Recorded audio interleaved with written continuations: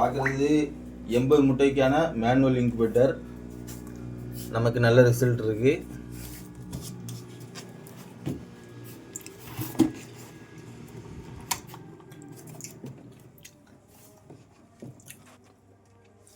Temperature வந்து 37 வச்சோம்னா நமக்கு சரியாக இருக்கும். ஈரப்பதம் வந்து 65.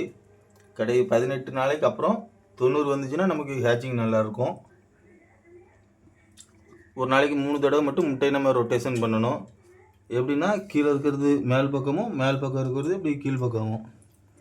அது நீங்கள் இப்படி ஏதாவது அடையாளத்துக்கு வச்சுட்டிங்கன்னா உங்களுக்கு ரொட்டேஷன் பண்ணுறது தெரியும். நம்ம திருப்புறோம் அப்படிங்கிறது.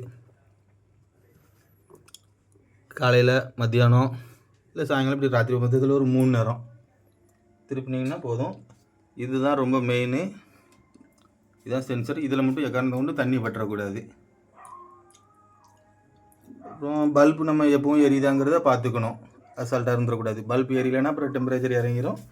2 பல்புமே எரியுதாங்கிறத நம்ம பார்த்துக்கணும். 2 பல்புனா இது ஒன்று 2 மாதிரி பார்த்துக்கோங்க.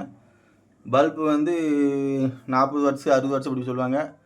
15 போதும். நான் 15 தான் போட்டிருக்கேன். 15 போதும். 15 நல்லாயிருக்கு. 15 போட்டாலே போதும் நமக்கு. அதே மாதிரி ஏர் சர்க்குலேஷன் வந்து 3 இது நான் வச்சுருக்கேன் பார்த்துக்கோங்க.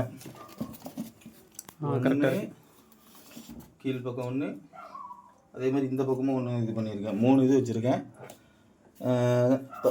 கரண்ட் ஒரு தொடர்ந்து இல்லாமல் இருக்குது அப்படிங்கும்போது ஒரு 4-5 மணி நேரம் இல்லாமல் இருக்கும்போது மட்டும் நீங்கள் அடைச்சிக்கோங்க. திரும்ப கரண்ட் வந்தோன்னா நம்ம எடுத்துடணும். அதையும் மறந்துடக்கூடாது. அப்புறம் அந்த இடம் அடைக்கிற இடம் அது என்ன? ஆமாம், அது ஒரு 4 மணி நேரம் கரண்ட் இல்லைங்கும்போது தேவையில்லை தான். இருந்தாலும் காலையில் நேரங்கும்போது நம்ம அடைச்சிட்டோம்னா கொஞ்சம் சூடு அப்படியே நிற்கும். உங்களுக்கு இது பண்ணிக்கோங்க, நல்ல ரிசல்ட் இருக்கும். இப்போ இது வந்து நம்ம வச்சு 4வது நாள், அது 4வது நாள் ஆகும்போது இன்னும் அடுத்த வீடியோவில் உங்களுக்கு காமிக்கிறேன் குஞ்சு எப்படி வருதுங்கிறத.